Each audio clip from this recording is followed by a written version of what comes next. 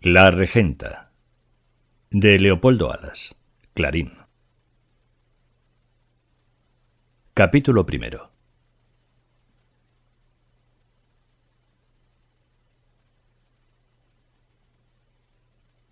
La heroica ciudad dormía la siesta. El viento sur, caliente y perezoso, empujaba las nubes blanquecinas que se rasgaban al correr hacia el norte. En las calles no había más ruido que el rumor estridente de los remolinos de polvo, trapos, pajas y papeles que iban de arroyo en arroyo, de acera en acera, de esquina en esquina, revolando y persiguiéndose, como mariposas que se buscan y huyen y que el aire envuelve en sus pliegues invisibles.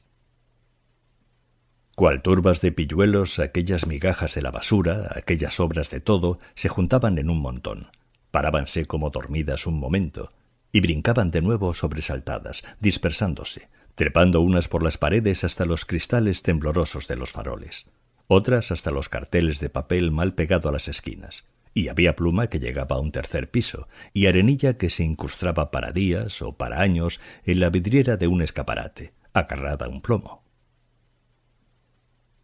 Vetusta, la muy noble y leal ciudad, corte en lejano siglo, hacía la digestión del cocido y de la olla podrida, y descansaba oyendo entre sueños el monótono y familiar zumbido de la campana de coro, que retumbaba allá, en lo alto de la esbelta torre en la Santa Basílica. La torre de la catedral, poema romántico de piedra, delicado himno, de dulces líneas de belleza muda y perenne, era obra del siglo XVI, aunque antes comenzada de estilo gótico, pero cabe decir moderado por un instinto de prudencia y armonía que modificaba las vulgares exageraciones de esta arquitectura.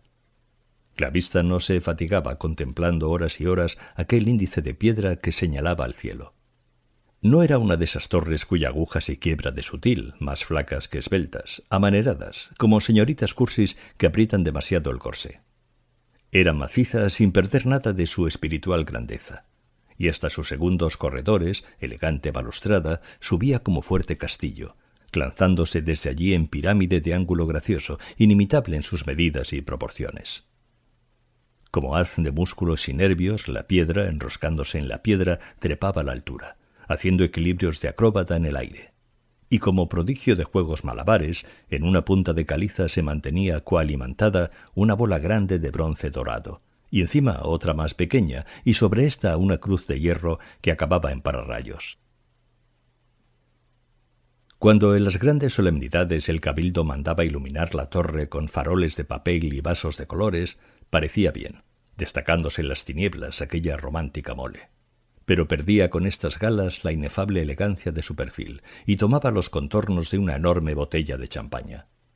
Mejor era contemplarla en clara noche de luna, resaltando en un cielo puro, rodeada de estrellas que parecían su aureola, doblándose en pliegues de luz y sombra, fantasma gigante que velaba por la ciudad pequeña y negruzca que dormía a sus pies. Bismarck, un pillo ilustre de Vetusta, llamado con tal apodo entre los de su clase, no se sabe por qué, empuñaba el sobado cordel atado al badajo formidable de la bamba, la gran campana que llamaba coro a los muy venerables canónigos, cabildo catedral de preeminentes calidades y privilegios. Bismarck era de oficio delantero de diligencia, era de la tralla, según en Vetusta se llamaba a los de su condición, pero sus aficiones le llevaban a los campanarios. Y por delegación de Celedonio, hombre de iglesia, acólito en funciones de campanero, aunque tampoco en propiedad, el ilustre diplomático de la tralla disfrutaba algunos días la honra de despertar al venerando cabildo de su beatífica siesta, convocándole a los rezos y cánticos de su peculiar incumbencia. El delantero, ordinariamente bromista, alegre y revoltoso, manejaba el badajo de la bamba con una seriedad de arúspice de buena fe. Cuando posaba para la hora del coro, así se decía, Bismarck sentía en sí algo de la dignidad y la responsabilidad de un reloj. Celedonio, ceñida al cuerpo la sotana negra, sucia y raída, estaba asomado a una ventana, caballero en ella, y escupía con desdén y por el colmillo a la plazuela, y si se le antojaba disparaba chinitas sobre algún raro transeúnte que le parecía del tamaño y de la importancia de un ratoncillo. A aquella altura se les subía a la cabeza a los pilluelos y les inspiraba un profundo desprecio de las cosas terrenas. «Mira tú, chiripa, que dice que puede más que yo», dijo el monaguillo casi escupiendo las palabras, y disparó media patata asada y podrida a la calle, apuntando a un canónigo, pero seguro de no tocarle. —¿Qué ha de poder? —respondió Bismarck, que en el campanario adulaba a Celedonio, y en la calle le trataba a puntapiés y le arrancaba a viva fuerza las llaves para subir a tocar las oraciones. —Tú pues más que todos los delanteros, menos yo, porque tú echas la zancadilla, amainate, y eres más grande. Mira, chico, ¿quieres que le atice el señor magistral que entra ahora? —¿Le conoces tú desde ahí? —Claro, bobo, le conozco en el menear los manteos. Mira, ven acá. ¿No ves cómo al andar le salen pa' atrás y pa'lante? Es por la fachenda que se me gasta. Ya lo decía el señor custodio el beneficiado a don Pedro el campanero el otro día. Ese don Fermín tiene más orgullo que don Rodrigo en la horca. Y don Pedro se reía. Y verás, el otro dijo después, cuando ya había pasado don Fermín: Anda, anda, buen mozo, que bien se te conoce el colorete. ¿Qué te parece, chico? Se pinta la cara. Bismarck negó lo de la pintura. Era que don Custodio tenía envidia. Si Bismarck fuera canónigo y Trinidad, creía que lo era el magistral, en vez de ser delantero, con un mote sacado de las cajas de cerillas, se daría más tono que un zagal. Pues claro, y si fuese campanero, el de verdad, vamos, don Pedro, ¡ay Dios! Entonces no se hablaba más que con el obispo y el señor Roque, el mayoral del correo. Pues chico, no sabes lo que te pescas, porque decía el beneficiado que la iglesia hay que ser humilde, como si dijéramos, rebajarse con la gente, vamos, achantarse, y aguantar una bofetada si a mano viene, y si no, ahí está el papa, que es... no sé cómo dijo. Así, una cosa como el criado de todos los criados. Eso será de boquirres, replicó Bismarck. Mira tú el papa que manda más que el rey. Y que le vi yo pintado, en un santo muy grande, sentado en su coche, que era como una butaca, y lo llevaban en vez de mulas un tiro de carcas, curas, según Bismarck, y lo cual que le iban espantando las moscas con un paraguas, que parecía cosa del teatro. Hombre, si sabré yo. Se acaloró el debate. Celedonio defendía las costumbres de la iglesia primitiva. Bismarck estaba por todos los esplendores del culto. Celedonio amenazó al campanero interino con pedirle la dimisión. El de la tralla aludió embozadamente a ciertas bofetadas probables pa' embajando. Pero una campana que sonó en un tejado de la catedral les llamó al orden. —¡El laudes! —gritó Celedonio. —¡Toca, que avisan! Y Bismarck empuñó el cordel y azotó el metal con la porra del formidable badajo. Tembló el aire y el delantero cerró los ojos, mientras Celedonio hacía alarde de su imperturbable serenidad, oyendo, como si estuviera a 2 leguas, las campanadas graves, poderosas, que el viento arrebataba de la torre para llevar sus vibraciones por encima de Vetusta, a la sierra vecina y a los extensos campos, que brillaban a lo lejos, verdes todos, con 100 matices. Empezaba el otoño. Los prados renacían, la hierba había crecido fresca y vigorosa con las últimas lluvias de septiembre. Los castañedos, robledales y pomares que en hondonadas y laderas se extendían sembrados por el ancho valle, se destacaban sobre prados y maizales con tonos obscuros. La paja del trigo, escaso, amarilleaba entre tanta verdura. Las casas de labranza y algunas quintas de recreo, blancas todas, esparcidas por sierra y valle, reflejaban la luz como espejos. Aquel verde esplendoroso con tornasoles dorados y de plata se apagaba en la sierra, como si cubriera su falda y su cumbre la sombra de una nube invisible. Y un tinte rojizo aparecía entre las calvicies de la vegetación, menos vigorosa y variada que en el valle. La sierra estaba al noroeste, y por el sur, que dejaba libre a la vista, se alejaba el horizonte, señalado por siluetas de montañas desvanecidas en la niebla que deslumbraba como polvareda luminosa. Al norte se adivinaba el mar detrás del arco perfecto del horizonte, bajo un cielo despejado, que surcaban como naves ligeras nubecillas de un dorado pálido. Un jirón de la más leve parecía la luna, apagada, flotando entre ellas en el azul blanquecino. Cerca de la ciudad, en los ruedos, el cultivo más intenso, de mejor abono, de mucha variedad y esmerado, producía en la tierra tonos de colores sin nombre, exacto, dibujándose sobre el fondo pardo oscuro de la tierra, constantemente removida y bien regada. Alguien subía por el caracol. Los 2 pilletes se miraron estupefactos. ¿Quién era el osado? —¿Será Chiripa? —preguntó Celedonio entre airado y temeroso. —No, es un carca. ¿No oyes el manteo? Bismarck tenía razón. El roce de la tela con la piedra producía un rumor silbante, como el de una voz apagada que impusiera silencio. El manteo apareció por escotillón. Era el de don Fermín de Pas, magistral de aquella santa iglesia catedral y provisor del obispo. El delantero sintió escalofríos. Pensó, ¿vendrá a pegarnos? No había motivo, pero eso no importaba. Él vivía acostumbrado a recibir bofetadas y puntapiés sin saber por qué. A todopoderoso, y para él don Fermín era un personaje de los más empingorotados, se le figuraba Bismarck usando y abusando de la autoridad de repartir cachetes. No discutía la legitimidad de esta prerrogativa. No hacía más que huir de los grandes de la tierra, entre los que figuraban los sacristanes y los polizontes. Se avenía esta ley, cuyos efectos procuraba evitar. Si él hubiera sido señor, alcalde, canónigo, fontanero, guarda del jardín botánico, empleado en casillas, sereno, algo grande, en suma, hubiera hecho lo mismo, dar cada puntapié. No era más que Bismarck, un delantero, y sabía su oficio, huir de los mainates de Vetusta. Pero allí no había modo de escapar, o tirarse por una ventana o esperar el nublado. El caracol estaba interceptado por el canónigo. Bismarck no tuvo más recurso que hacerse un ovillo, esconderse detrás de la bamba, encaramado en una viga, y aguardar así los acontecimientos. Celedonio no extrañaba aquella visita.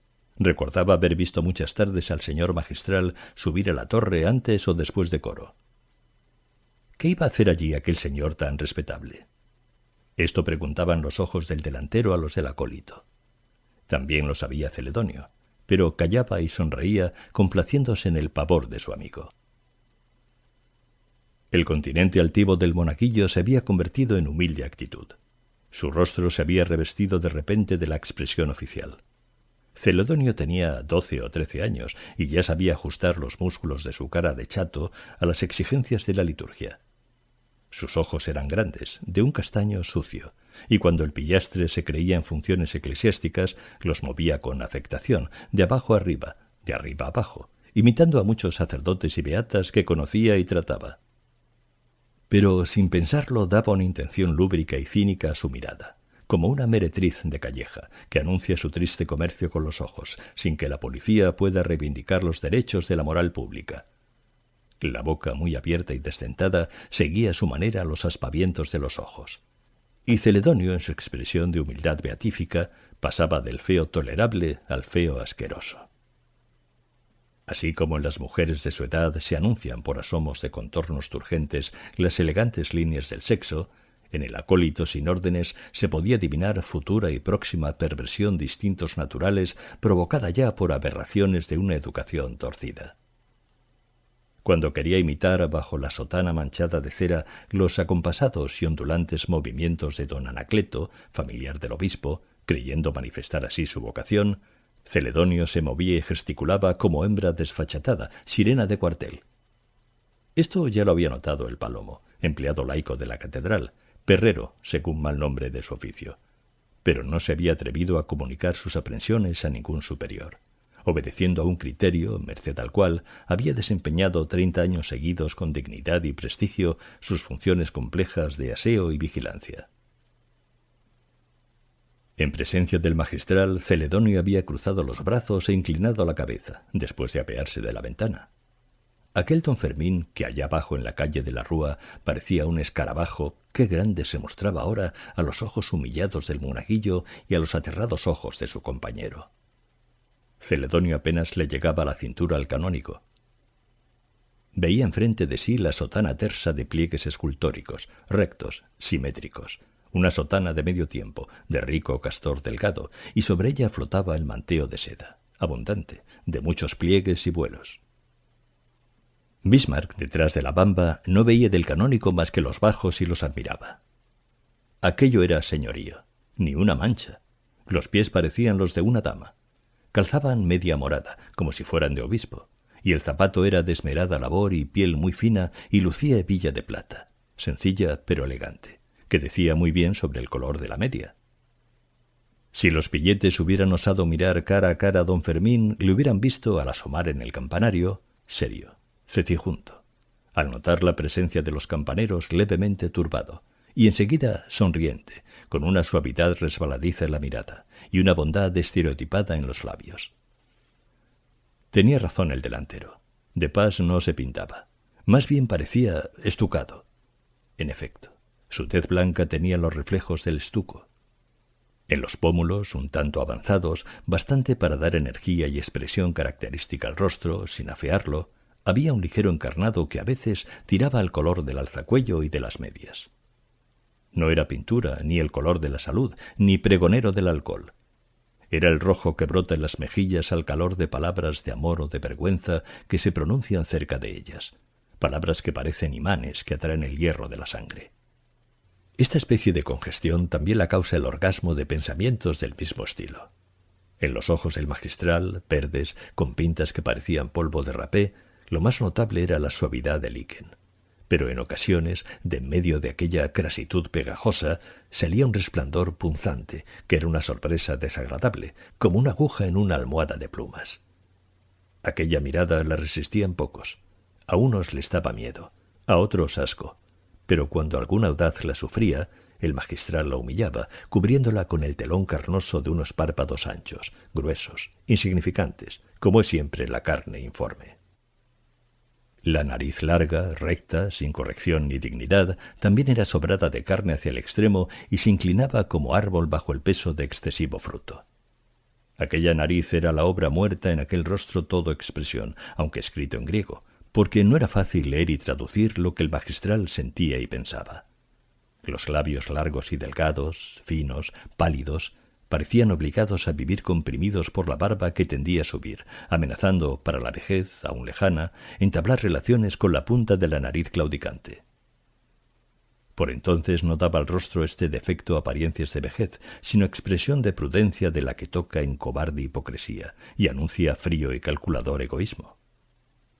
Podía asegurarse que aquellos labios guardaban como un tesoro la mejor palabra, la que jamás se pronuncia. La barba puntiaguda y levantisca semejaba el candado de aquel tesoro.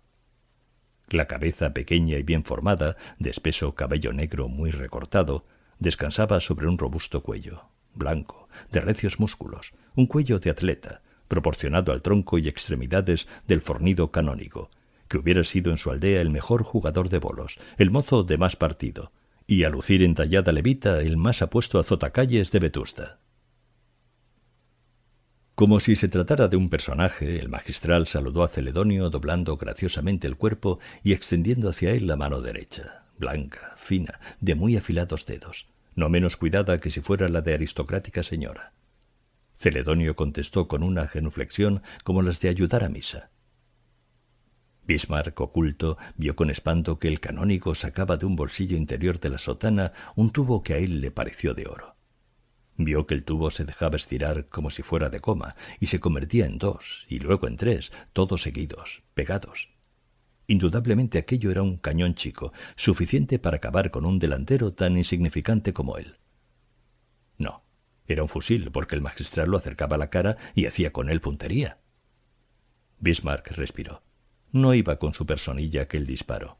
Apuntaba el carca hacia la calle, asomado a una ventana. El acólito, de puntillas, sin hacer ruido, se había acercado por detrás al provisor y procuraba seguir la dirección del catalejo.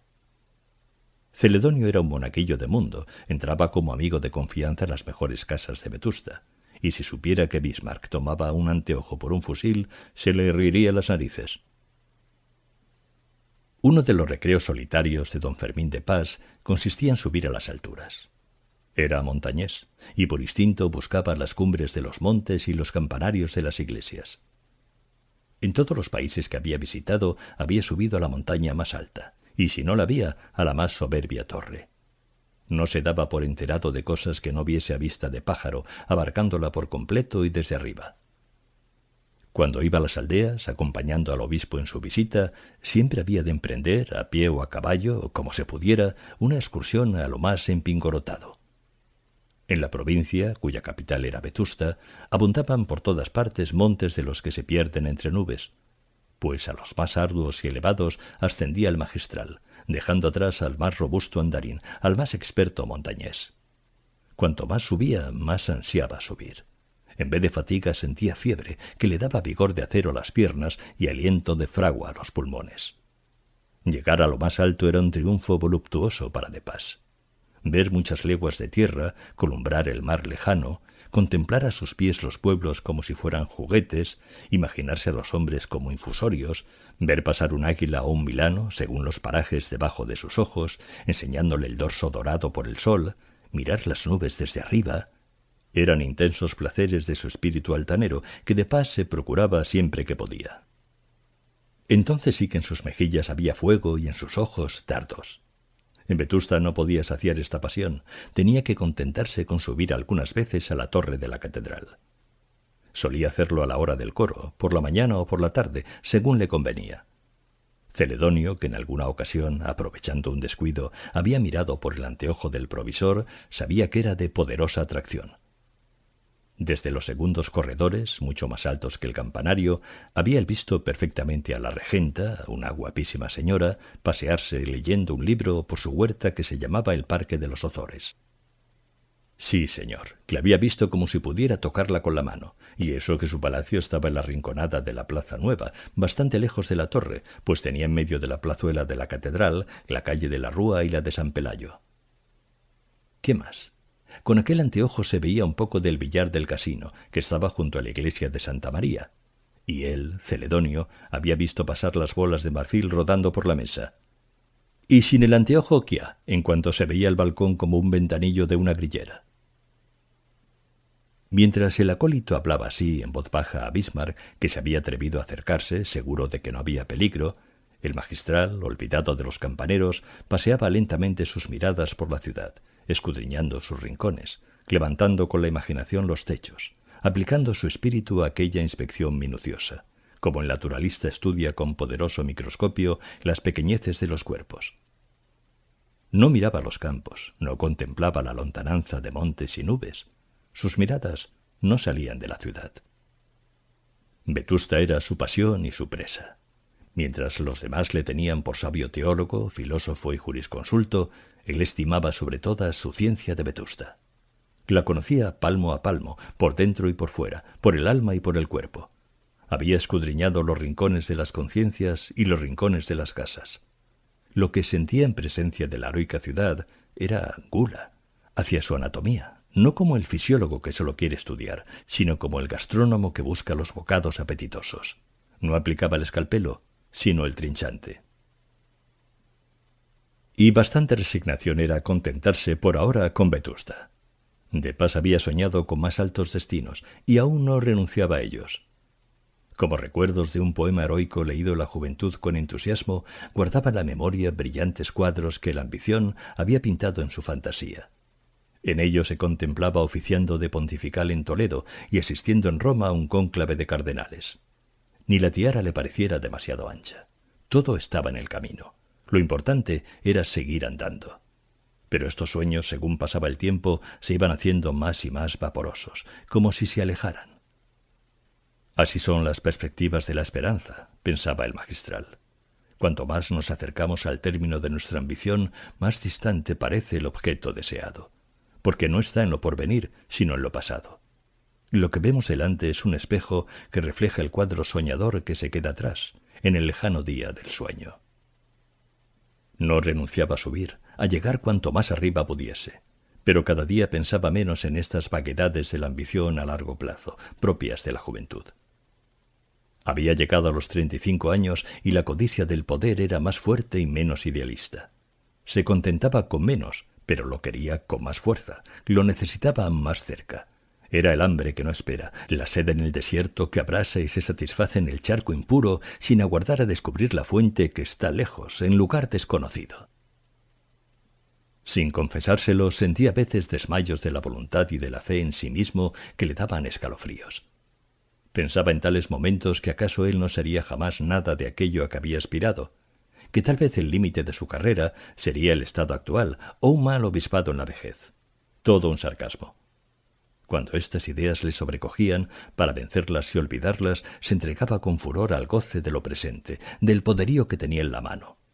Devoraba su presa, la Vetusta levítica, como el león enjaulado los pedazos ruines de carne que el domador le arroja.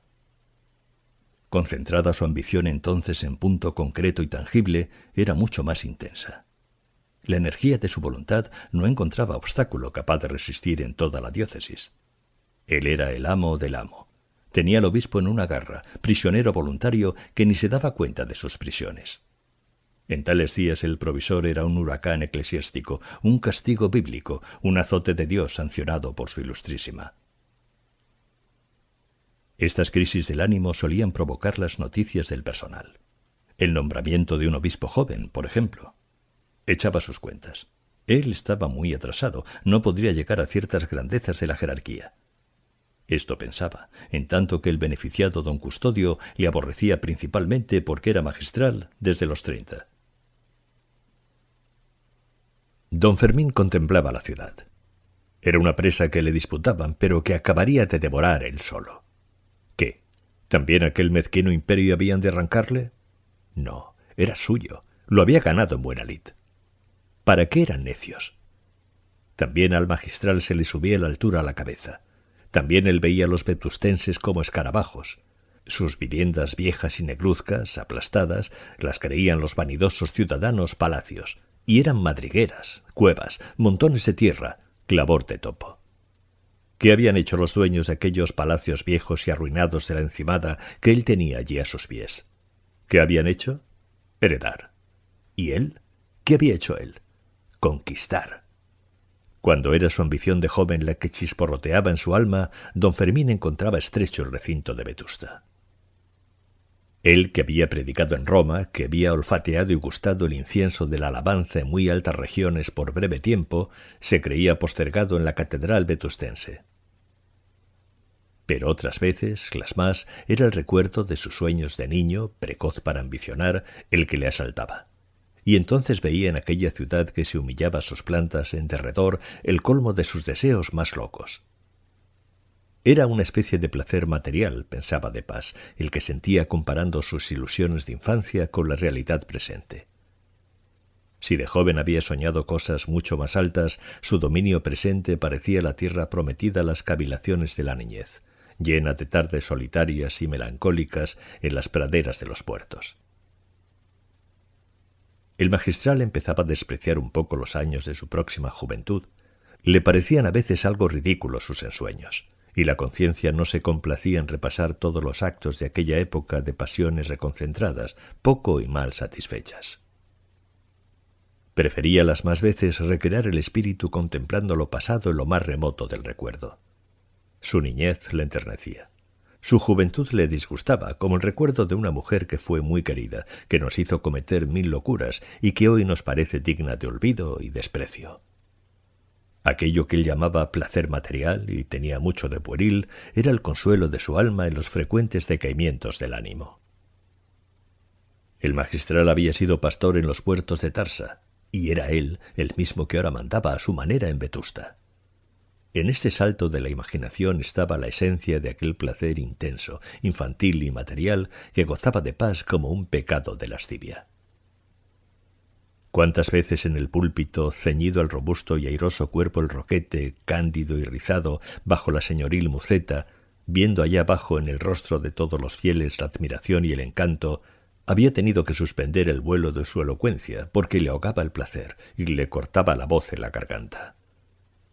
Mientras el auditorio aguardaba en silencio, respirando apenas a que la emoción religiosa permitiera al orador continuar, él oía como en éxtasis de autolatría el chisporroteo de los cirios y de las lámparas.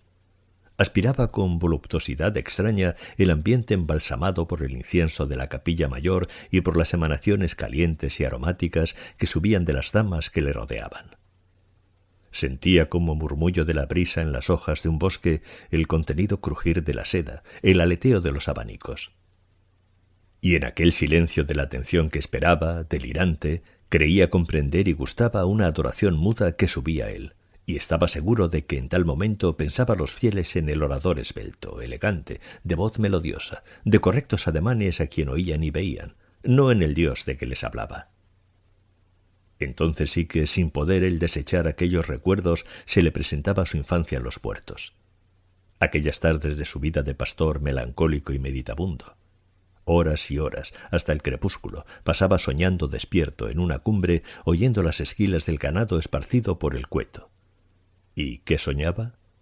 Que allá abajo, en el ancho mundo, muy lejos, había una ciudad inmensa, como 100 veces el lugar de Tarsa. Y más, aquella ciudad se llamaba Vetusta. Era mucho mayor que San Gil de la Llana, la cabeza del partido, que él tampoco había visto. En la gran ciudad colocaba él maravillas que halagaban el sentido y llenaban la soledad de su espíritu inquieto. Desde aquella infancia ignorante y visionaria al momento en que se contemplaba el predicador no había intervalo. Se veía niño y se veía magistral. Lo presente era la realidad del sueño de la niñez, y de esto gozaba. Emociones semejantes ocupaban su alma mientras el catalejo, reflejando con vivos resplandores los rayos del sol, se movía lentamente pasando la visual de tejado en tejado, de ventana en ventana, de jardín en jardín. Alrededor de la catedral se extendía en estrecha zona el primitivo recinto de Vetusta. Comprendía lo que se llamaba el barrio de la Encimada y dominaba a todo el pueblo, que se había ido estirando por noroeste y por sudeste. Desde la torre se veía, en algunos patios y jardines de casas viejas y ruinosas, restos de la antigua muralla, convertidos en terrados o paredes medianeras, entre huertos y corrales. La Encimada era el barrio noble y el barrio pobre de Vetusta. Los más linajudos y los más andrajosos vivían allí, cerca unos de otros, aquellos a sus anchas, los otros apiñados. El buen vetustense era de la Encimada. Algunos fatuos estimaban en mucho la propiedad de una casa, por miserable que fuera, en la parte alta de la ciudad, a la sombra de la catedral, o de Santa María la Mayor o de San Pedro, las dos antiquísimas iglesias vecinas de la basílica y parroquias que se dividían el noble territorio de la Encimada. El magistral veía a sus pies el barrio linajudo compuesto de caserones con ínfulas de palacios, conventos grandes como pueblos y tugurios, donde se amontonaba la plebe vetustense, demasiado pobre para poder habitar las barriadas nuevas allá abajo, en el campo del Sol, al sudeste, donde la fábrica vieja levantaba sus augustas chimeneas, alrededor de las cuales un pueblo de obreros había surgido. Casi todas las calles de la Encimada eran estrechas, tortuosas, húmedas, sin sol. Crecía en algunas la hierba. La limpieza de aquellas en que predominaba el vecindario noble, o de tales pretensiones por lo menos, era triste, casi miserable, como la limpieza de las cocinas pobres de los hospicios. Parecía que la escoba municipal y la escoba de la nobleza pulcra habían dejado en aquellas plazuelas y callejas las huellas que el cepillo deja en el paño raído. Había por allí muy pocas tiendas y no muy lucidas. Desde la torre se veía la historia de las clases privilegiadas contadas por piedras y adobes en el recinto viejo de Vetusta. La iglesia ante todo. Los conventos ocupaban cerca de la mitad del terreno. Santo Domingo solo tomaba una quinta parte del área total de la Encimada. Seguía en tamaño las Recoletas, donde se habían reunido en tiempo de la Revolución de Septiembre 2 comunidades de monjas, que juntas eran 10 y ocupaban con su convento y huerto la sexta parte del barrio. Verdad era que San Vicente estaba convertido en cuartel y dentro de sus muros retumbaba la indiscreta voz de la corneta, profanación constante del sagrado silencio secular. Del convento ampuloso y plateresco de las Clarisas había hecho el Estado un edificio para toda clase de oficinas, y en cuanto a San Benito era lóbrega prisión de mal seguros delincuentes. Todo esto era triste, pero el magistral, que veía con amargura en los labios estos despojos de que le daban elocuente representación el catalejo, podía abrir el pecho al consuelo y a la esperanza, contemplando fuera del barrio noble, al oeste y al norte, gráficas señales de la fe rediviva en los alrededores de Vetusta, donde construía la piedad nuevas moradas para la vida conventual, más lujosas, más elegantes que las antiguas, si no tan sólidas ni tan grandes. La revolución había derribado, había robado, pero la restauración, que no podía restituir, alentaba el espíritu que reedificaba.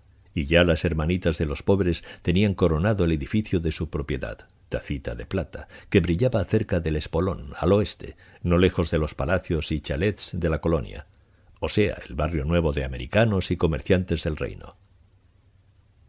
Hacia el norte, entre prados de terciopelo tupido, de un verde oscuro, fuerte, se levantaba la blanca fábrica que con sumas fabulosas construía las Salesas, por ahora arrinconadas dentro de Vetusta, cerca de los vertederos de la Encimada, casi sepultadas en las cloacas, en una casa vieja, que tenía por iglesia un oratorio mezquino.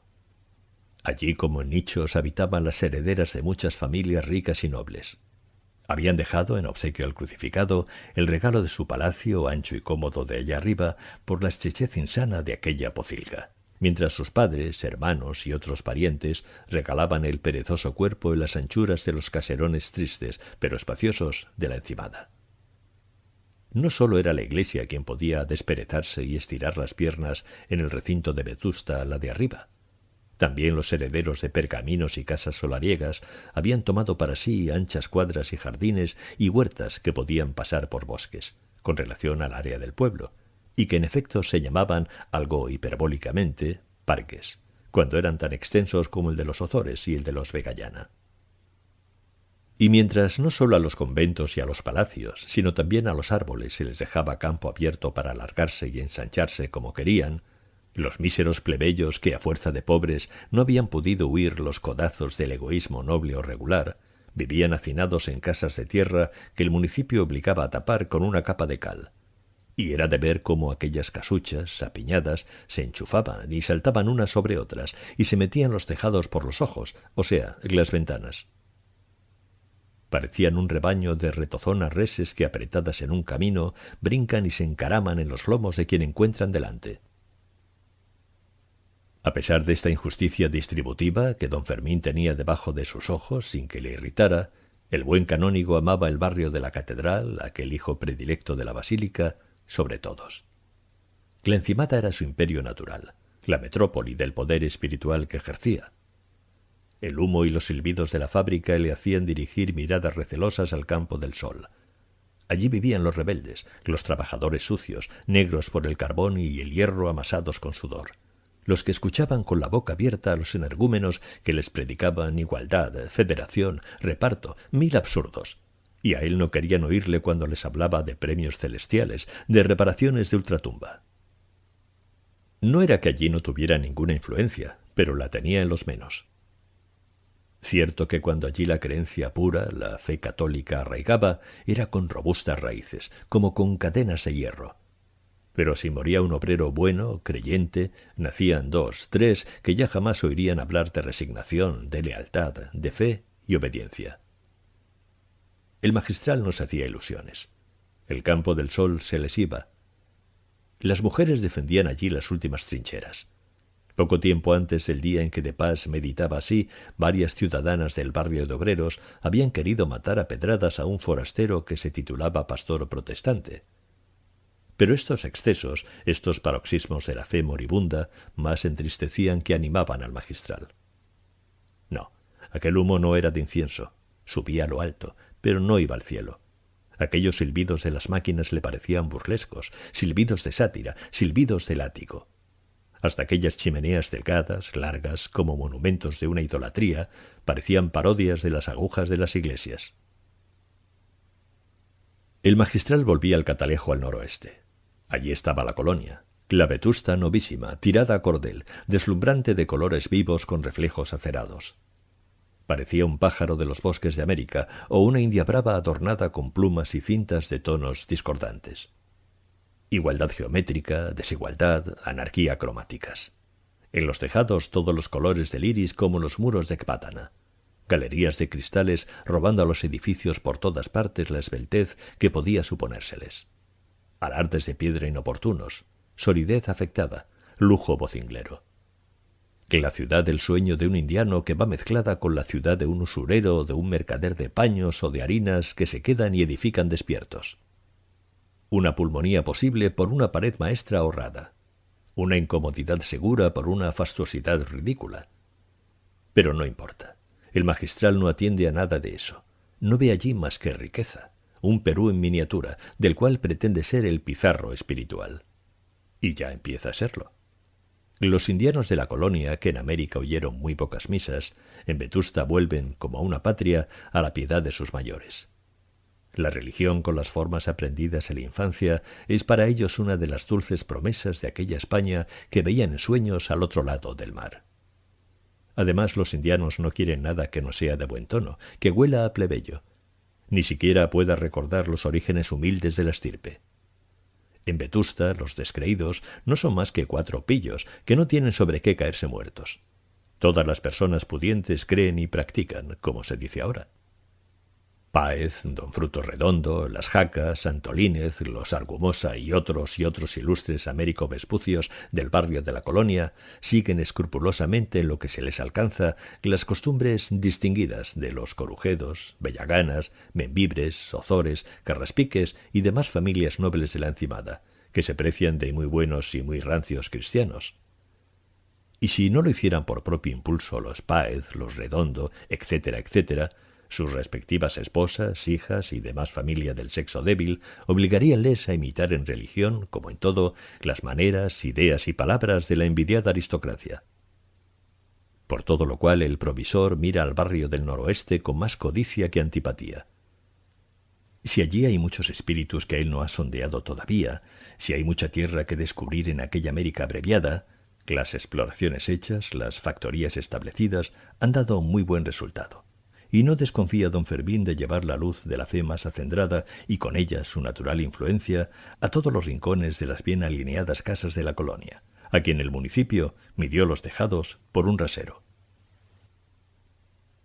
Pero entretanto de Pas volvía amorosamente la visual del Catalejo a su encimada querida, la noble, la vieja, la amontonada a la sombra de la soberbia torre. Una oriente, otra occidente, allí debajo tenía, como dando guardia de honor a la catedral, las 2 iglesias antiquísimas que la vieron tal vez nacer, o por lo menos pasar a grandezas y esplendores que ellas jamás alcanzaron. Se llamaban, como va dicho, Santa María y San Pedro. Su historia anda escrita en los cronicones de la Reconquista, y gloriosamente se pudren poco a poco víctimas de la humedad y hechas polvo por los siglos. Enrededor de Santa María y de San Pedro hay esparcidas, por callejones y plazuelas, casas solariegas cuya mayor gloria sería poder proclamarse contemporáneas de los ruinosos templos. Pero no pueden, porque delata la relativa juventud de estos caserones su arquitectura, que revela el mal gusto decadente, pesado o recargado de muy posteriores siglos. La piedra de todos estos edificios está ennegrecida por los rigores de la intemperie, que en Vetusta la húmeda no dejan nada claro mucho tiempo, ni consienten blancura duradera. Don Saturnino Bermúdez, que juraba tener documentos que probaban al inteligente en heráldica venirse el Bermúdez del rey Bermudo en persona, era el más perito en la materia de contar la historia de cada uno de aquellos caserones, que él consideraba otras tantas glorias nacionales. Cada vez que algún ayuntamiento radical emprendía o proyectaba siquiera el derribo de algunas ruinas o la expropiación de algún solar por utilidad pública, don Saturnino ponía el grito en el cielo y publicaba en el Lábaro, el órgano de los ultramontanos de Vetusta, largos artículos que nadie leía y que el alcalde no hubiera entendido de haberlos leído. En ellos ponía por las nubes el mérito arqueológico de cada tabique, y si se trataba de una pared maestra, demostraba que era todo un monumento. No cabe duda que el señor don Saturnino, siquiera fuese por bien del arte, mentía no poco y abusaba de lo románico y de lo mudéjar. Para él todo era mudéjar o si no románico. Y más de una vez hizo remontarse a los tiempos de Fruela los fundamentos de una pared fabricada por algún modesto cantero vivo todavía. Estos lapsos del erudito no lastimaban su reputación, porque los pocos que podían descubrirlos los consideraban piadosas exageraciones, anacronismos beneméritos, y los demás vetustenses no leían nada de aquello. Mas no por esto dejaba el sabio de sacar a relucir la retórica en que creía, ostentando atrevidas imágenes, figuras de gran energía, entre las que descollaban las más temerarias personificaciones y las epanadiplosis más cadenciosas. Hablaban las murallas como libros, y solían decir: «Tiemblan mis cimientos y mis almenas tiemblan», y tal puerta cochera hubo que hizo llorar con sus discursos patéticos. Por lo cual solía terminar el artículo del arqueólogo diciendo: «En fin, señores de la Comisión de Obras, sunt lacrimae rerum». Más de media hora empleó el magistral en su observatorio aquella tarde. Cansado de mirar, o no pudiendo ver lo que buscaba allá, hacia la Plaza Nueva, a donde constantemente volvía el Catalejo, separóse de la ventana. Redujo a su mínimo tamaño el instrumento óptico, guardólo cuidadosamente en el bolsillo y, saludando con la mano y la cabeza a los campaneros, descendió con el paso majestuoso de antes por el caracol de piedra. En cuanto abrió la puerta de la torre y se encontró en la nave norte de la iglesia, recobró la sonrisa inmóvil, habitual expresión de su rostro. Cruzó las manos sobre el vientre, inclinó hacia adelante un poco con cierta languidez entre mística y romántica la bien modelada cabeza, y más que anduvo se deslizó sobre el mármol del pavimento que figuraba juego de damas, blanco y negro. Por las altas ventanas y por los rosetones del arco toral y de los laterales entraban haces de luz de muchos colores que remedaban pedazos del iris dentro de las naves. El manteo que el canónigo movía con un ritmo de pasos y suave contoneo iba tomando en sus anchos pliegues, al flotar casi al ras del pavimento, tornasoles de plumas de faisán, y otras veces parecía cola de pavo real. Algunas franjas de luz trepaban hasta el rostro del magistral, y ora lo teñían con un verde pálido blanquecino, como de planta sombría, ora le daban viscosa apariencia de planta submarina, ora la palidez de un cadáver. En la gran nave central del trascoro había muy pocos fieles, esparcidos a mucha distancia. En las capillas laterales, abiertas en los gruesos muros, sumidas en las sombras, se veía apenas grupos de mujeres arrodilladas o sentadas sobre los pies, rodeando los confesionarios. Aquí y allí se oía el leve rumor de la plática secreta de un sacerdote y una devota en el tribunal de la penitencia. En la segunda capilla del norte, la más oscura, don Fermín distinguió dos señoras que hablaban en voz baja. Siguió adelante. Ellas quisieron ir tras él, llamarle, pero no se atrevieron. Le esperaban, le buscaban, y se quedaron sin él. «Va al coro», dijo una de las damas, y se sentaron sobre la tarima que rodeaba el confesionario, sumido en tinieblas. Era la capilla del magistral. En el altar había 2 candeleros de bronce, sin velas, sujetos con cadenillas de hierro. Delante del retablo estaba un Jesús nazareno de talla, que los ojos de cristal, tristes, brillaban en la oscuridad. Los reflejos del vidrio parecían una humedad fría. Era el rostro el de un anémico. La expresión amanerada del gesto anunciaba una idea fija, petrificada en aquellos labios finos y en aquellos pómulos afilados, como gastados por el roce de besos devotos. Sin detenerse pasó el magistral junto a la puerta de escape del coro. Llegó al crucero. La valla que corre del coro a la capilla mayor estaba cerrada. Don Fermín, que iba a la sacristía, dio el rodeo de la nave del trasaltar, flanqueada por otra crujía de capillas. Frente a cada una de estas, empotrados en la pared del ábside, había haces de columnas entre los que se ocultaban sendos confesonarios, invisibles hasta el momento de colocarse enfrente de ellos. Allí comúnmente ataban y desataban culpas los beneficiados. De uno de estos escondites salió, al pasar el provisor, como una perdiz levantada por los perros, el señor don Custodio, el beneficiado, pálido el rostro, menos las mejillas encendidas con un tinte cárdeno. Sudaba como una pared húmeda. El magistral miró al beneficiado sin sonreír, pinchándole con aquellas agujas que tenía entre la blanda crasitud de los ojos. Humilló los suyos don Custodio y pasó cabizbajo, confuso, aturdido en dirección al coro. Era gruesecillo, adamado. Tenía aires de comisionista francés vestido con traje talar muy pulcro y elegante. El cuerpo bien torneado se lo ceñía, debajo del manteo ampuloso, un roquete que parecía prenda mujeril, sobre la cual ostentaba la muceta ligera, de seda, propia de su beneficio. Este don Custodio era un enemigo doméstico, un beneficiado de la oposición. Creía, o por lo menos propalaba, todas las injurias con que se quería derribar al provisor, y le envidiaba por lo que pudiera ver de cierto en el fondo de tantas calumnias. De Pas le despreciaba. La envidia de aquel pobre clérigo le servía para ver, como en un espejo, los propios méritos. El beneficiado admiraba al magistral, creía en su porvenir, se le figuraba obispo, cardenal, favorito en la corte, influyente en los ministerios, en los salones, mimado por damas y magnates. La envidia del beneficiado soñaba para don Fermín más grandezas que el mismo magistral veía en sus esperanzas. La mirada de éste fue seguida, rápida y rastrera, al confesonario de que salía el envidioso. Arrodillada junto a una de las celosías, vio una joven pálida con hábito del Carmen. No era una señorita.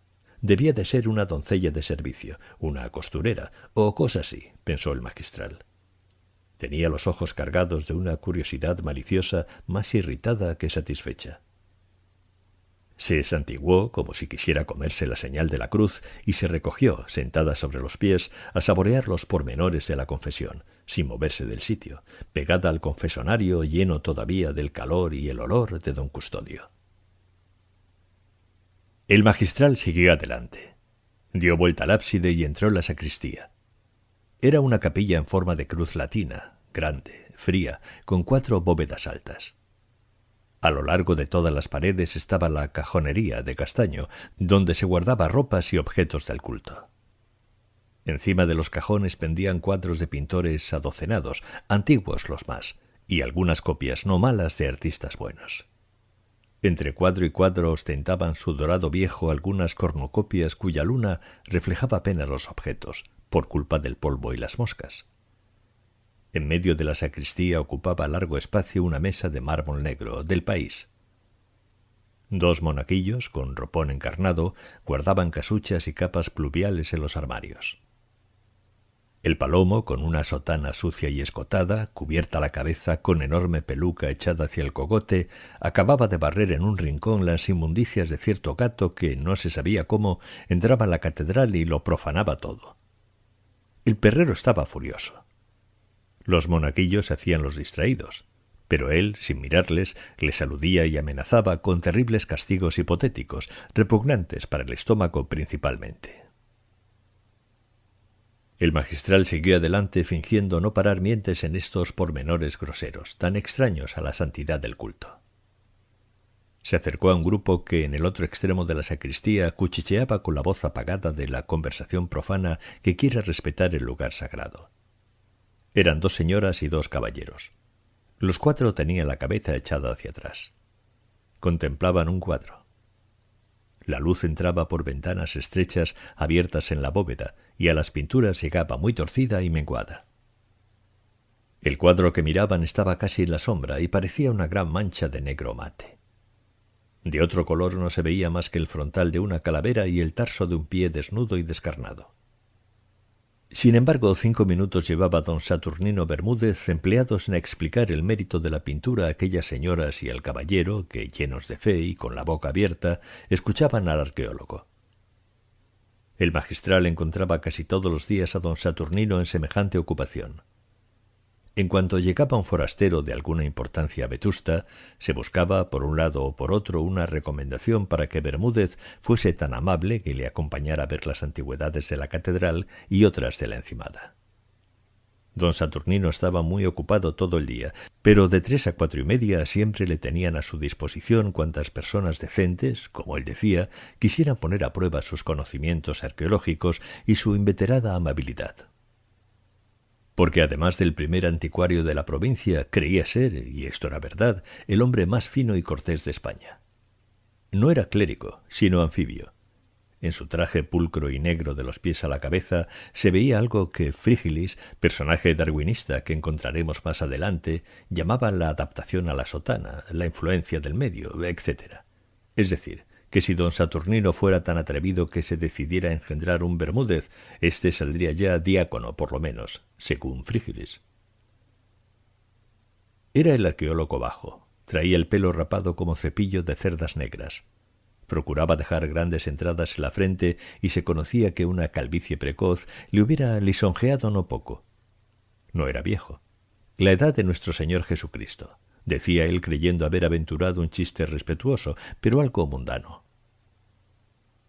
Como lo de parecer cura no estaba en su intención, sino en las leyes naturales, don Saturno, así le llamaban, después de haber perdido ciertas ilusiones en una aventura seria en que le tomaron por clérigo, se dejaba la barba, de un negro de tinta china, pero la recortaba como el boj de su huerto.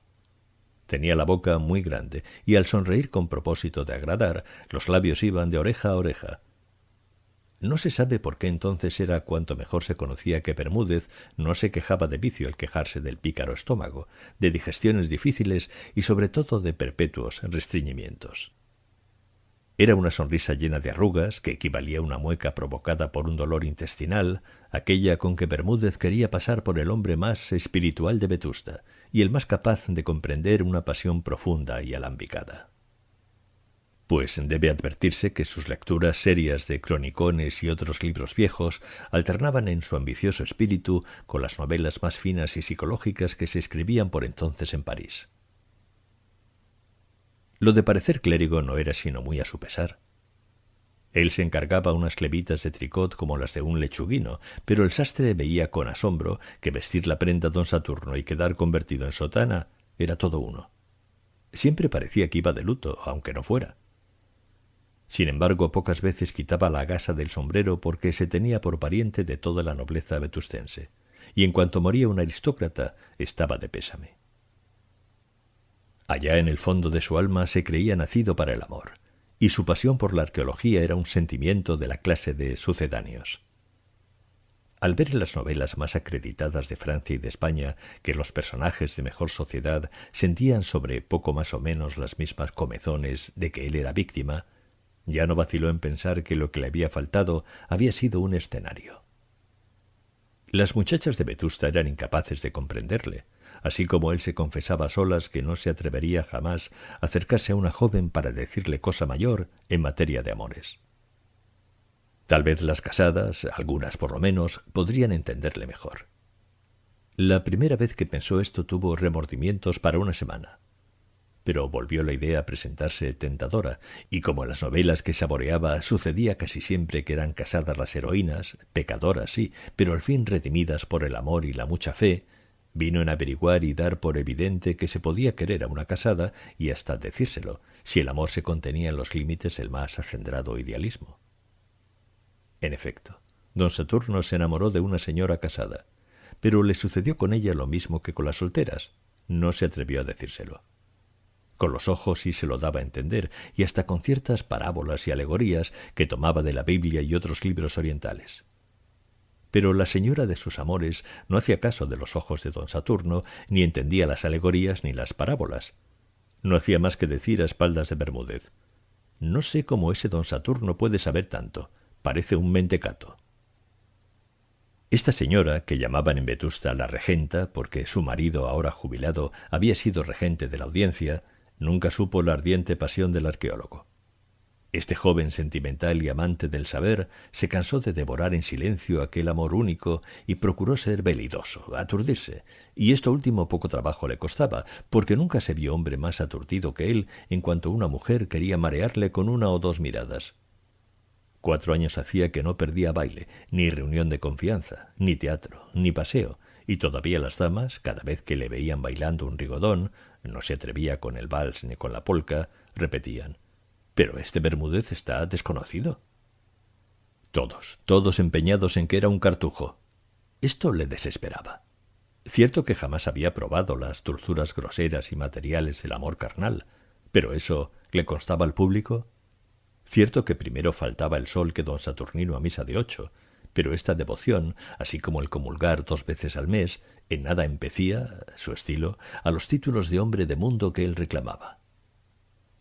Y si las gentes supieran quién era un embozado que de noche, a la hora de las criadas, como dicen en Vetusta, salía muy recatadamente por la calle del Rosario, torcía por las sombras de la de Quintana y de una en otra llegaba a los porches de la Plaza del Pan y dejaba la encimada aventurándose por la colonia solitaria a tales horas? Pues era don Saturnino Bermúdez, doctor en teología, en ambos derechos, civil y canónico, licenciado en filosofía y letras y bachiller en ciencias. El autor ni más ni menos de Vetusta romana, Vetusta goda, Vetusta feudal, Vetusta cristiana y Vetusta transformada, a tomo por Vetusta. Era él que salía disfrazado de capa y sombrero flexible. No había miedo que en tal guisa le reconociera nadie. ¿Y a dónde iba? A luchar con la tentación al aire libre, a cansar la carne con paseos interminables, y un poco también a olfatear el vicio, el crimen, pensaba él, crimen en que tenía seguridad de no caer. No tanto por esfuerzos de la virtud como por invencible pujanza del miedo que no le dejaba nunca dar el último y decisivo paso en la carrera del abismo. Al borde llegaba todas las noches, y solía ser una puerta desvencijada, sucia y negra en las sombras de algún callejón inmundo. Alguna vez desde el fondo del susodicho abismo le llamaba la tentación. Entonces retrocedía el sabio más pronto, ganaba el terreno perdido, volvía a las calles anchas y respiraba con delicia el aire puro, puro como su cuerpo. Y para llegar antes a las regiones del ideal que eran su propio ambiente, cantaba la casta diva o el espíritu gentil o el santo fuerte, y pensaba en sus amores de niño o en alguna heroína de sus novelas. Ah, cuánta felicidad había en estas victorias de la virtud. Qué clara y evidente se le presentaba entonces la idea de una providencia. Algo así debía de ser el éxtasis de los místicos. Y don Saturno, apretando el paso, volvía a su casa ebrio de idealismo, mojando los embozos de la capa con las lágrimas que le hacía llorar aquel baño de idealidad, como él decía, para sus adentros. Su enternecimiento era eminentemente piadoso, sobre todo en las noches de luna. Encerrado en su casa, en su despacho, después de cenar, o bien escribía versos a la luz del petróleo o manejaba sus librotes. Y por fin se acostaba, satisfecho de sí mismo, contento con la vida, feliz en este mundo calumniado donde, dígase lo que se quiera, aún hay hombres buenos, ánimos fuertes. Esta voluptuosidad ideal del bien obrar, mezclándose a la sensación agradable del calorcillo, del suave y blando lecho, convertía poco a poco a don Saturno en otro hombre. Y entonces era el imaginar aventuras románticas, de amores en París, que era el país de sus ensueños, en cuanto hombre de mundo. Solía volver a sus novelas de la hora de dormirse la imagen de la regenta, y entablaba con ella, o con otras damas no menos guapas, diálogos muy sabrosos en que ponía el ingenio femenil en lucha con el serio y varonil ingenio suyo.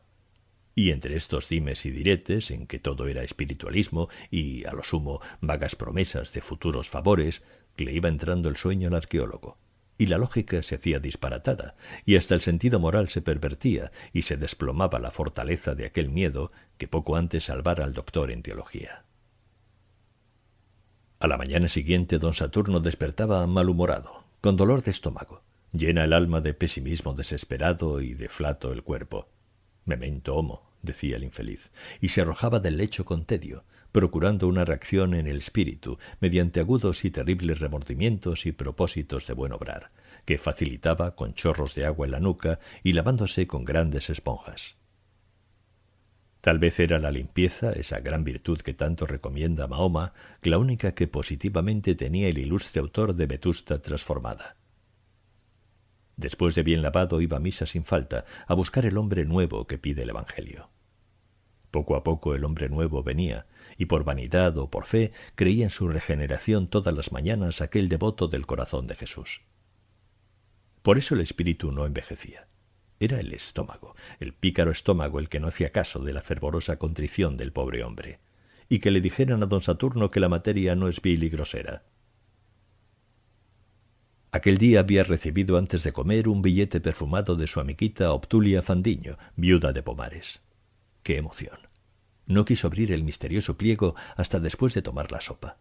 ¿Por qué no soñar? ¿Qué era aquello? O.F., decían dos letras enroscadas como culebras en el lema del sobre. De parte de doña Obdulia, había dicho el criado. Aquella señora, todo Vetusta lo sabía, era una mujer despreocupada, tal vez demasiado. Era una original. Entonces, ¿acaso? ¿Por qué no? Una cita. Ellos al fin se entendían algo, no tanto como algunos maliciaban, pero se entendían. Ella le miraba en la iglesia y suspiraba. Le había dicho una vez que sabía más que el tostado, elogio que él supo apreciar en todo lo que valía por haber leído al ilustre hijo de Ávila. En cierta ocasión ella había dejado caer el pañuelo, un pañuelo que olía como aquella carta, y él lo había recogido y al entregárselo se habían tocado los dedos, y ella había dicho, «Gracias, Saturno». Saturno, sin don. Una noche, en la tertulia de visitación Olías de Cuervo, Obdulia le había tocado con una rodilla en una pierna. Él no había retirado la pierna ni ella la rodilla. Él había tocado con el suyo el pie de la hermosa y ella no lo había retirado. Una cucharada de sopa se le atragantó. Bebió vino y abrió la carta. Decía así: «Saturnillo, usted que es tan bueno, ¿querrá hacerme el obsequio de venir a esta su casa a las 3 de la tarde? Le espero con... Hubo que dar vuelta a la hoja. Impaciencia, pensó el sabio. Pero decía, le espero con unos amigos de Palomares que quieren visitar la catedral acompañados de una persona inteligente, etcétera, etcétera. Don Saturno se puso colorado como si estuviera en ridículo delante de una asamblea. No importa, se dijo, esta visita a la catedral es un pretexto. Y añadió, bien sabe Dios que siento la profanación a que se me invita. Se vistió lo más correctamente que supo, y después de verse en el espejo como un Lovelace que estudia arqueología en sus ratos de ocio, se fue a casa de doña Obdulia. Tal era el personaje que explicaba a dos señoras y a un caballero el mérito de un cuadro todo negro, en medio del cual se veía apenas una calavera de color de aceituna y el talón de un pie descarnado. Representaba la pintura a San Pablo, primer ermitaño. El pintor era un vetustense del siglo XVII, solo conocido de los especialistas en antigüedades de Vetusta y su provincia. Por eso el cuadro y el pintor eran tan notables para Bermúdez. El señor de Palomares vestía un gabán de verano muy largo, de color de pasa, y llevaba en la mano derecha un jipijapa impropio de la estación, pero de 4 o 5 onzas, su precio en La Habana, y por esto pensaba que podía usarlo todo el otoño. Se creía el señor Infanzón en el caso de comprender el entusiasmo artístico del sabio mejor que las señoras, quien por su natural ignorancia tenían alguna disculpa si no se pasmaban ante un cuadro que no se veía. Buscó alguna frase oportuna y por de pronto halló esto. «Oh, mucho, evidentemente. Conforme». Después inclinó la cabeza hacia el pecho, como para meditar, pero en realidad, de verdad, estilo de Bermúdez, para descansar, con una reacción proporcionada de la postura incómoda en que el sabio le había tenido un cuarto de hora. Por fin el del jipijapa exclamó: «Me parece, señor Bermúdez, que este famosísimo cuadro del ilustre Cenceño, pues del ilustrísimo Cenceño, luciría más si se pudiera ver», interrumpió la esposa del señor Infanzón. Este fulminó terrible mirada de reprensión conyugal y rectificó diciendo: «Luciría más si no estuviera un poquito ahumado. Tal vez la cera, el incienso». «No, señor, qué ahumado», respondió el sabio sonriendo de oreja a oreja. «Eso que usted cree obra del humo es la pátina, precisamente el encanto de los cuadros antiguos». «¿La pátina?», exclamó el del pueblo convencido. «Sí, es lo más probable», y se juró, llegando a Palomares, mirar el diccionario para saber qué era pátina. En aquel momento el magistral se acercaba a saludar a don Saturno. Reconoció a Obdulia y se inclinó sonriente, pero menos sonriente que al saludar a Bermúdez. Después dobló la cabeza y parte del cuerpo ante los de Palomares, que le fueron presentados por el sabio. El señor don Fermín de Pas, magistral y provisor de la diócesis. Ya, exclamó Infanzón, que hacía mucho admiraba de lejos al señor magistral. La señora del lugareño manifestó deseos de besar la mano del provisor, pero la mirada del marido la contuvo otra vez, y no hizo más que doblar las rodillas como si fuera a caerse. El magistral hablaba en voz alta de modo que sus palabras resonaban en las bóvedas, y los demás, con el ejemplo, se arrimaron también a gritar. Pronto las carcajadas de Obdulia Fandiño, frescas, perladas, como las llamaba don Saturno, llenaron el ambiente, profanado ya con el olor mundano de que había infestado la sacristía desde el momento de entrar. Era el olor del billete, el olor del pañuelo, el olor de Obdulia con que el sabio soñaba algunas veces. Mezclado al de la cera y del incienso le sabía a gloria al anticuario, cuyo ideal era juntar así los olores místicos y los eróticos, mediante una armonía o componenda que creía él debía de ser en otro mundo mejor la recompensa de los que en la tierra habían sabido resistir toda clase de tentaciones. Obdulia, que disimulaba mal su aburrimiento mientras se hablaba de cuadros, ojivas, arcos peraltados, dovelas y otras tonterías que no había entendido nunca, se animó con la presencia del magistral, de quien era hija de confesión, por más que él había procurado varias veces entregarla a don Custodio, hambriento de esta clase de presas. Aquella mujer le crispaba los nervios a don Fermín. Era un escándalo andando. No había más que notar cómo iba vestida la catedral. Estas señoras desacreditan la religión. Obdulia ostentaba una capota de terciopelo carmesí, debajo de la cual salían abundantes, como cascada de oro, rizos y más rizos de un rubio sucio, metálico, artificial. 8 días antes el magistral había visto aquella cabeza a través de las celosías del confesonario completamente negra. La falda del vestido no tenía nada de particular, mientras la dama no se movía. Era negra, de raso, pero lo peor de todo era una coraza de seda escarlata que ponía el grito en el cielo. Aquella coraza estaba apretada contra algún armazón, no podía ser menos, que figuraba formas de una mujer exageradamente dotada por la naturaleza de los atributos de su sexo. ¡Qué brazos! ¡Qué pecho! Y todo parecía que iba a estallar. Todo esto encantaba a don Saturno mientras irritaba al magistral, que no quería aquellos escándalos en la iglesia.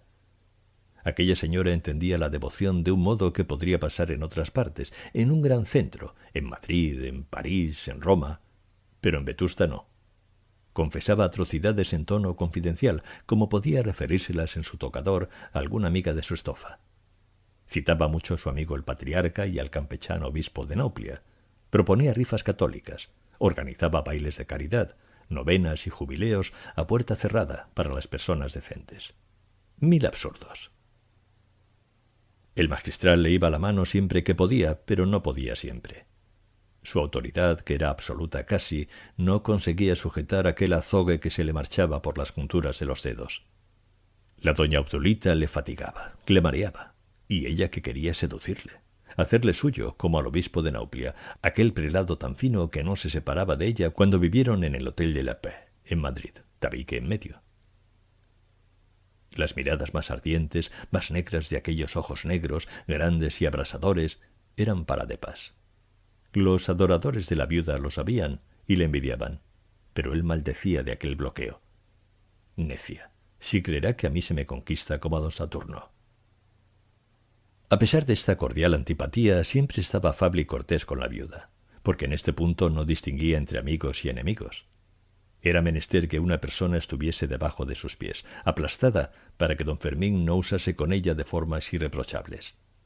La urbanidad era un dogma para el magistral, lo mismo que para Bermúdez, pero sacaban de ella muy diferente partido.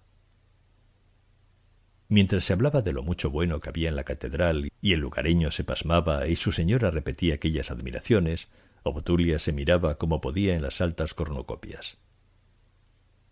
El magistral se despidió. No podía acompañar a aquellas señoras, lo sentía mucho, pero le esperaba la obligación, el coro. Todos se inclinaron. Lo primero es lo primero, dijo el de Palomares, aludiendo a la divinidad y haciendo una genuflexión, no se sabe si ante la divinidad o ante el provisor. Afortunadamente, según don Fermín, nada le serviría su inutilidad, mientras que Bermúdez era una crónica viva de las antigüedades vetustenses. Don Saturno estiró las cejas y dio señales de querer besar el suelo. Después miró a Obdulia con mirada seria, penetrante, como con una sonda, como diciéndole: «Ya lo oyes. Soy yo el primer anticuario de Vetusta, según la opinión del mejor teólogo, quien se declara esclavo tuyo». Todo esto quiso decir con los ojos, pero ella no debió de entenderlo, porque se despidió del magistral dejándole el alma, por conducto de las pupilas, entre los pliegues amplios y rítmicos del manteo. De éste se despojó don Fermín después de acercarse a un armario y muy gravemente vistió el ajustado roquete, la señoril muceta y la capa de coro.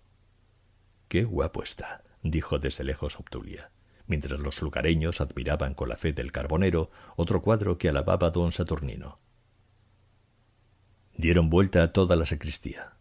Cerca de la puerta había algunos cuadros nuevos que eran copias no mal entendidas de pintores célebres. A la infanzón debieron de agradarle más que las maravillas de Cenceño, sin duda porque se veían mejor. Pero su prudente esposo, considerando que Bermúdez pasaba con afectado desdén delante de aquellos vivos y flamantes colores, dio un codazo a su mujer para que entendiera que por allí se pasaba sin hacer aspavientos. Entre aquellos cuadros había una copia bastante fiel y muy discretamente comprendida del célebre cuadro de Murillo, San Juan de Dios, del Hospital de Incurables de Sevilla. Al señora de pueblo le llamó la atención la cabeza del santo, que desde que se ve una vez no se olvida. «¡Oh, qué hermoso!», exclamó sin poder contenerse. Miró don Saturno con sonrisa de lástima y dijo: «Sí, es bonito, pero muy conocido». Y volvió la espalda a San Juan, que llevaba sobre sus hombros al pordiosero enfermo entre las tinieblas. El señor Infanzón dio un pellizco a su mujer, se puso muy colorado y en voz baja la reprendió de esta suerte: «Siempre has de avergonzarme.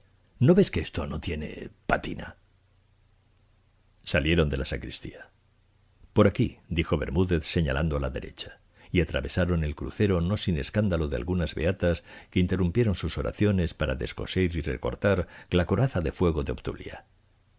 La falda de raso, que no tenía nada de particular mientras no la movían, era lo más subversivo del traje en cuanto la viuda echaba a andar. Ajustábase de tal modo al cuerpo que lo que era falda parecía apretado calzón ciñendo esculturales formas que, así mostradas, no convenían a la santidad del lugar. «Señores, vamos a ver el Panteón de los Reyes», murmuró muy quedo el arqueólogo, que iba ya preparando sendos trocitos de su vetusta goda y de su vetusta cristiana. Y en honor de la verdad se ha de decir que un rey se le iba y otro se le venía, esto es, que los mezclaba y confundía, siendo la falda de Obdulia la causa de tales confusiones, porque el sabio no podía menos de admirar aquella atrevidísima invención, nueva en vetusta, mediante la que aparecían ante sus ojos graciosas y significativas curvas que él nunca viera más que en sueños. Con gran pesadumbre comprendía el devoto anticuario que el contraste del lugar sagrado con las insinuaciones talares del afandiño, en vez de apagar sus fuegos interiores, era alimento de la combustión que deploraba, como si a una hoguera la echasen petróleo. Entraron en la capilla del panteón. Era ancha, oscura, fría, de tosca fábrica, pero de majestuosa e imponente sencillez.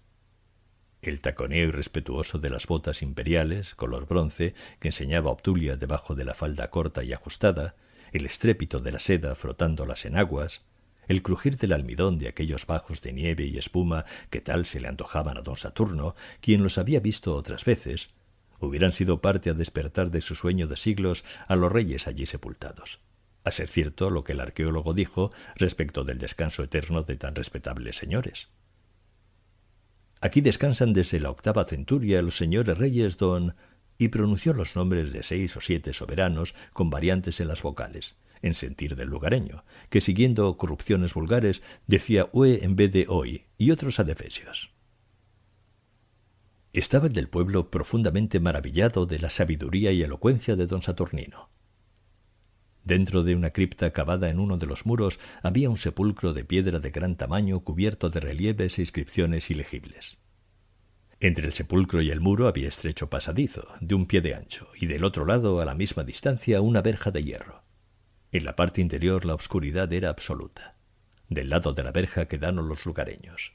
Bermúdez y en pos de él Obdulia se perdieron de vista en el pasadizo sumido en tinieblas. Después de la enumeración de don Saturno hubo un silencio solemne. El sabio había tosido. Iba a hablar. «Encienda usted un fósforo, señor Infanzón», dijo Obdulia. «No tengo aquí, pero se puede pedir una vela». «No, señor, no hace falta. Yo sé las inscripciones de memoria y además no se pueden leer». «¿Están en latín?», se atrevió a decir la Infanzón. «No, señora, están borradas». No se hizo la luz. El arqueólogo habló cerca de un cuarto de hora. Recitó, fingiendo el pícaro que improvisaba, los capítulos 1, 2, 3 y 4 de una de sus vetustas, y ya iba a terminar con el epílogo que copiaremos a la letra, cuando Obdulia le interrumpió diciendo: «Dios mío, ¿habrá aquí ratones? Yo creo sentir...» Y dio un chillido y se agarró a don Saturno, que, patrocinado por las tinieblas, se atrevió a coger con sus manos la que le oprimía el hombro, y después de tranquilizar a Obdulia con un apretón enérgico, concluyó de esta suerte: «Tales fueron los preclaros varones que galardonaron con el alboroque de ricas preseas, envidiables privilegios y pías fundaciones a esta santa iglesia de Vetusta, que les otorgó perenne mansión ultratelúrica para los mortales despojos, con la majestad de cuyo depósito creció tanto su fama que presto se vio siendo emporio y gozó hegemonía, digámoslo así, sobre las no menos santas iglesias de Tui, Dumio, Braga, Iria, Coimbra, Viseo, Clamego, Celeres, Aguas Cálidas et sic de Queteris». «Amén», exclamó la lugareña sin poder contenerse, mientras Obdulia felicitaba a Bermúdez con un apretón de manos, en la sombra.